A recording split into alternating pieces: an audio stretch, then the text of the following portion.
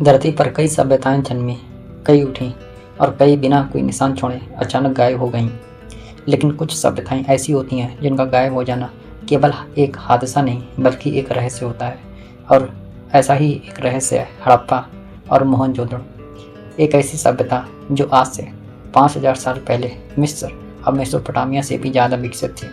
एक ऐसा शहर जहाँ हर घर में बाथरूम था, जहाँ सड़कों पर सीवेज सिस्टम था, जहाँ शहरी प्लानिंग आज के टाइम की तरह थी।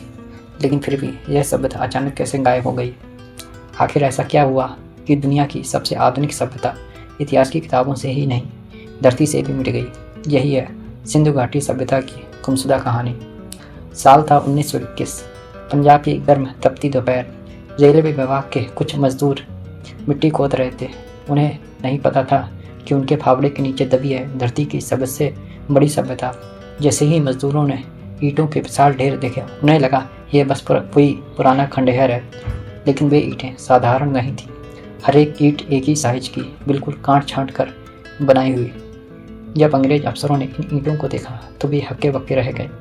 इतनी परफेक्ट ईंटें उस समय की किसी सभ्यता में नहीं थी। यहीं से शुरू हुआ हड़प्पा की खोज। कुछ महीनों बाद 1922 में एक और खोज हुई और इस बार जगह थी मोहनजोदड़ो, आज का पाकिस्तान। और वहीं की दुनिया को पता चला कि यह कोई आम शहर नहीं है बल्कि एक मेगा सिविलाइजेशन है।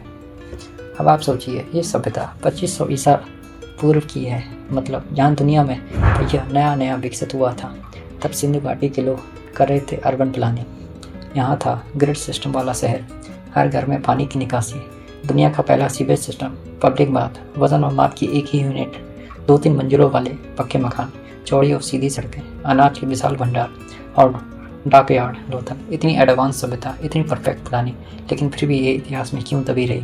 क्यों यह सभ्यता 5000 साल तक दुनिया की नज़र से गायब रही? मोहनजोदड़ो का सबसे रहस्यमय हिस्सा है द ग्रेट बाथ, महान स्नानागार। एक विशाल स्विमिंग पूल जिसकी ईंटों के बीच डामर लगाया गया था ताकि पानी रिसे नहीं। यह बताता है कि सभ्यता सिर्फ एडवांस ही नहीं बल्कि बेहद संगठित भी थी। कुछ इतिहासकार कहते हैं यह सिर्फ नहाने की जगह नहीं थी बल्कि एक धार्मिक केंद्र था जहाँ समाज की अहम रस्में होती थीं। लेकिन सबसे बड़ा सवाल, इस सभ्यता का धर्म क्या था? उन्हें कौन सा ईश्वर पूज्य था? इनका जवाब छुपा है उनकी छोटी छोटी मोहरों में, जिन पर बने हैं रहस्यमय चित्र। सिंधु घाटी से हजारों मोहरें मिली। इन पर जानवरों, देवी देवताओं और एक खास आकृति की तस्वीरें हैं। एक मोहर पर एक पुरुष ध्यान मुद्रा में बैठा दिखता है, उसके चारों ओर जानवर हैं। क्या ये शिव का पशुपति रूप है?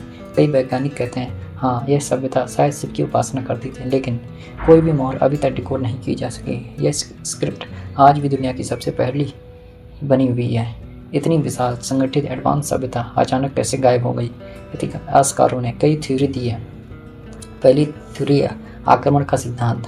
पहले कहा गया कि आर्यों ने हमला करके सभ्यता खत्म की, लेकिन अब विज्ञान कहता है इसका कोई सबूत नहीं है।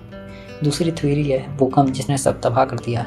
कुछ शहरों में जमीन के अचानक धंसने के प्रमाण मिले हैं। एक विनाशकारी भूकंप नदी का रास्ता बदल सकता था और यही सभ्यता का अंत बन सकता था। थ्योरी तीसरी दी जाती है कि जलवायु परिवर्तन। सबसे मजबूत थ्योरी यही है कि सिंधु घाटी सभ्यता सरस्वती और सिंधु नदी पर आधारित थी। जलवायु बदली, नदियाँ सूख गईं और शहर पानी के बिना खत्म हो गया। और चौथी थ्योरी दी जाती है कि महामारी का प्रकोप।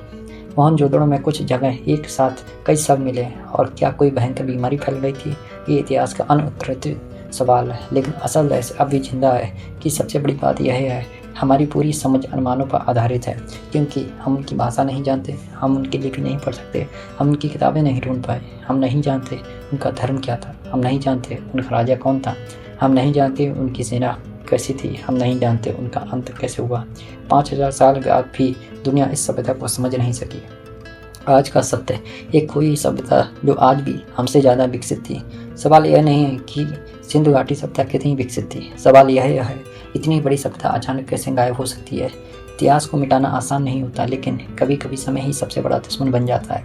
और शायद एक दिन हमें वह सुराग मिल जाए जो इस महान सभ्यता का सच बताए। लेकिन तब तक हड़प्पा, मोहनजोदड़ो बस एक कहानी नहीं, एक रहस्य है जो हर दिन हमें पुकारता है।